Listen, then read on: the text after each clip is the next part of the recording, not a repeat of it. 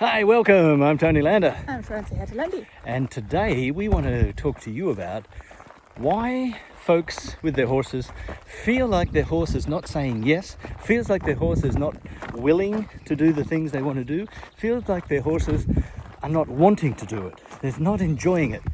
Is that what we're up to? Yes, absolutely, because the fact is that we are now on our own horse journey for so many years and we get to talk to so many hundreds of people that we see that the common denominator is why people are not as satisfied yet on the equestrian journey as they were hoping, because they really feel like they're almost doing something to the horse. Like it does not feel in the way how they were dreaming about, that they do something together with the horse, where the horse really enjoys it, wants to do it. And you have something? Yeah, it's almost like they're almost like demanding their horse that has to do it, and they've been told by the horse world that they have to have obedience. The horse must be obedient and it really must do what they're asking. And this, for us anyway, this felt like a really horrible situation. So for many years, for myself anyway, I attempted to ride some dressage, I attempted to ride some western, I attempted to go endurance riding. So I did all these things, but none of it felt like I was together with the horse. None of it felt like my horses were happy to do it, looking forward to doing it. And of course, through horsemanship, I got a lot of ability to get my horses to do things. But basically, it felt like I was demanding them to do it, I was making them do it, and it was only happening through conditioning of negative reinforcement. So if, for instance, the horse ran away, I'd put pressure on them, put energy pressure on them, and they would eventually come back. So it really felt like almost that they were slaves. They had to do what I said, and if they didn't, then basically some consequences came that never felt good to me, and it felt bad for the rest of the day. So how about you, Francie? Well, for me, it's similar, but also started a bit different. That when I kind of won in the lottery and got my first horse, I didn't know much about how to be the best equestrian possible for my horse. I simply had that love and obsession and fascination about my horse. And I spent a lot of time with him, and to shortcut the story is that we developed a connection where I could do so much with him needing hardly any equipment. Like, for example, I could have walked here with him without having even to take a halter or a rope. And we could do that for hours, and it was just amazing. So it was cool. And the more I grew up, because back then I was only 15, I think, and the more I grew up, the more I learned about who I should be for my horse and how my horse should be, how he should look, because everybody agreed on that this horse is not good looking and very unathletic, and there must be something wrong with him, the way how he moved with kind of square wheels. So everybody talked about like he needed to be fixed so that he fits to the image they had about him, how he was supposed to be and looking and moving. So I started to adopt their beliefs, their picture about my horse, and I became really dogged. So I followed their systems while losing more and more, being present with my horse and showing the love I had for him. And I replaced that with believing I have to succeed in tasks and outcomes, which made me dogged. And the more I went down that path, the more I destroyed the connection, the feelings, the relationship I had with my horse. And it felt actually really, really, really horrible. Like, even just before I went to my horse, it already felt horrible. During it felt horrible, and after it felt horrible. So I kind of felt horrible about it 24/7. So you're having a fun time, basically.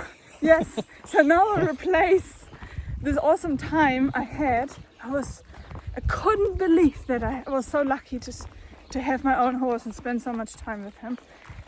And I replaced that with being in a misery while having my horse. Like how horrible that is. And also now fast forward into today's time where we know so much more about the approaches from dressage and collection and all of that, it really seems like it doesn't matter in which program you look or which experts or old masters or modern, doesn't matter. It really seems like the horse needs to be trained, the horse needs to be built, the horse needs to be fixed, and it feels like the equestrian, the person who originally had this big love for horses, turns almost unknowingly for that person, like the person is mostly not aware about it, that they turn into a technician. Like into a technician of how to tell the horse to be straight, to be symmetric, to be engaged, to be in that frame, to hold that contact. I think there's something else to say to this. Like, you're absolutely right that it's like you get told the techniques, you get told, I think the biggest thing is the rider gets told what the horse should be doing. The horse should be in a shoulder in, it should be at 30 degrees, it should be the inside hind leg should be in line with the outside front leg and or more, or the other way around on a shoulder in.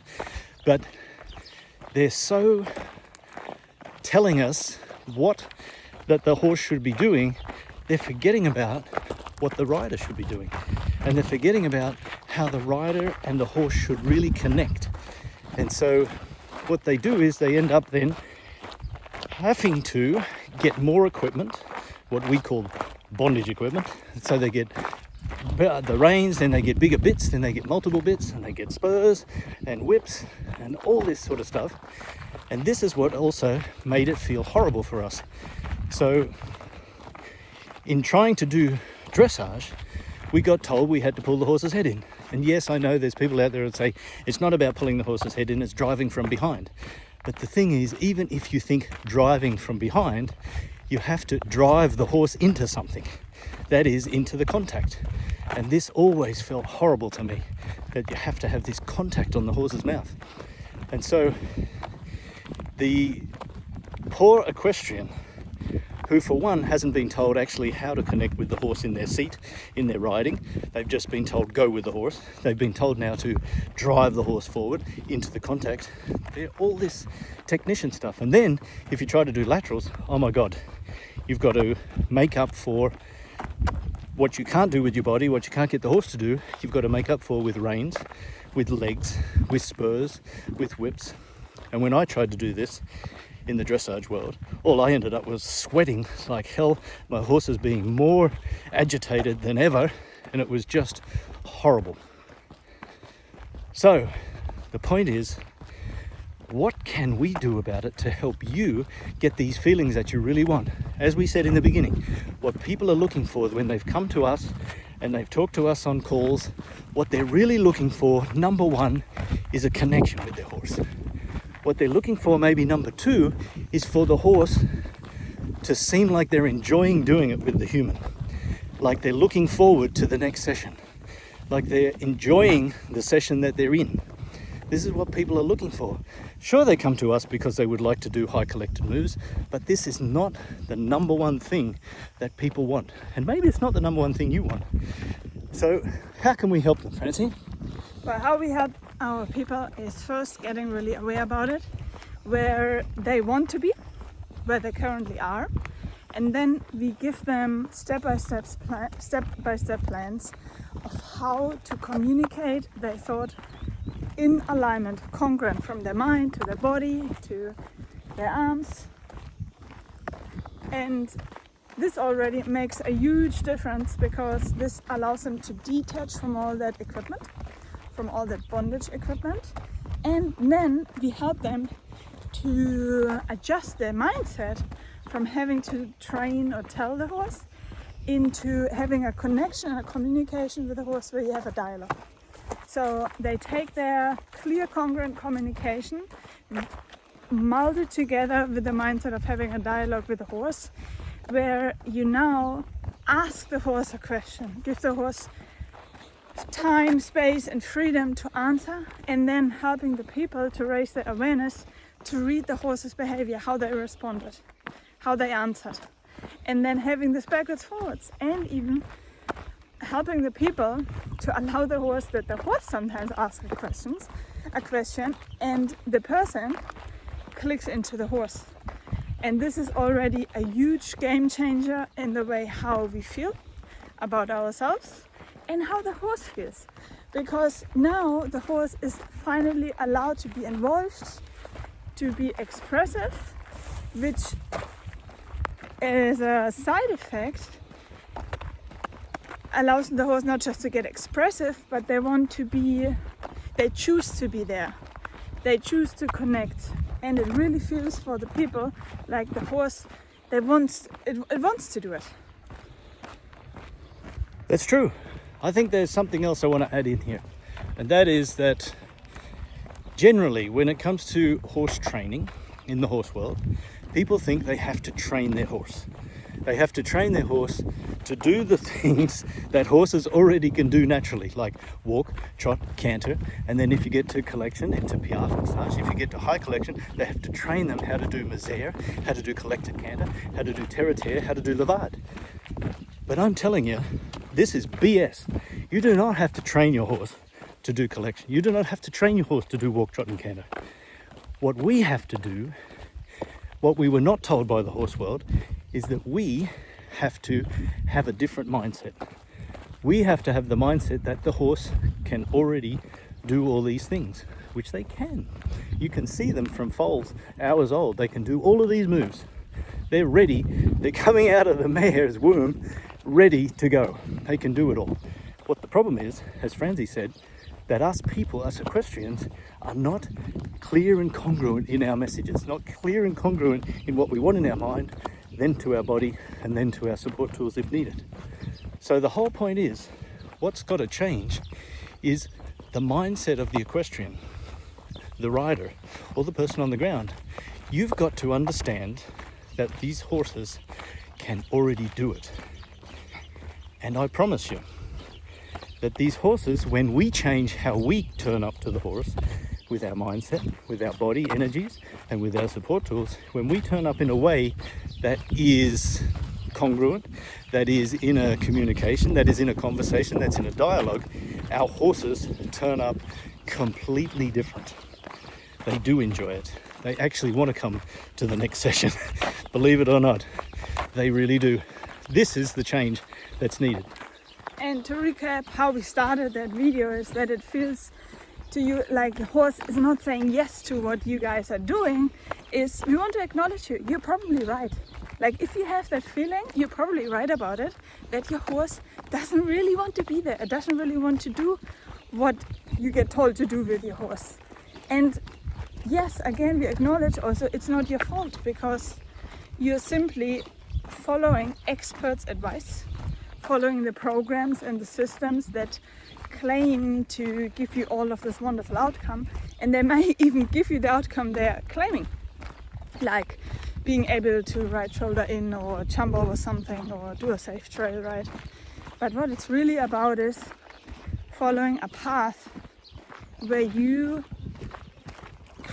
develop the feelings you dream of in you, for your horse, together.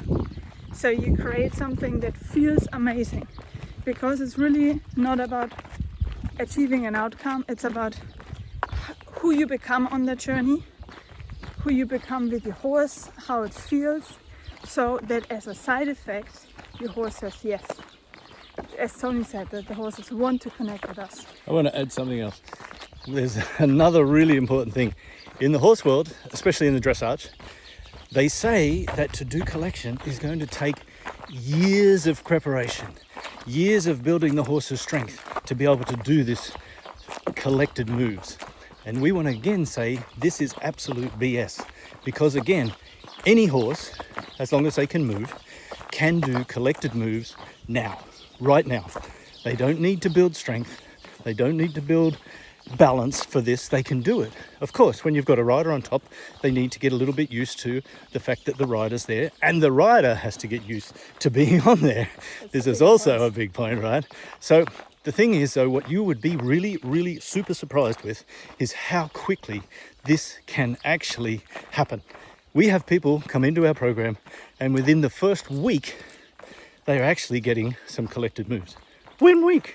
And then we have people that are in for a month and they've got 3 collected moves happening. And I'm not just talking about some piaffe.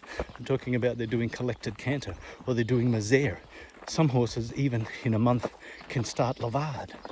Now, of course, they are not to the point that they can have the stamina to continue to do this movement for half an hour. That's not the point.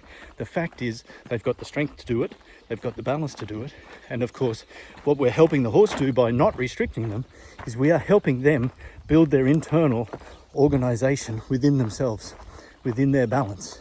So this is the difference between what we do and what the horse world does. And I can tell you, with this mindset shift for myself, with this different approach of how I connect and communicate with my horse, this literally changed everything.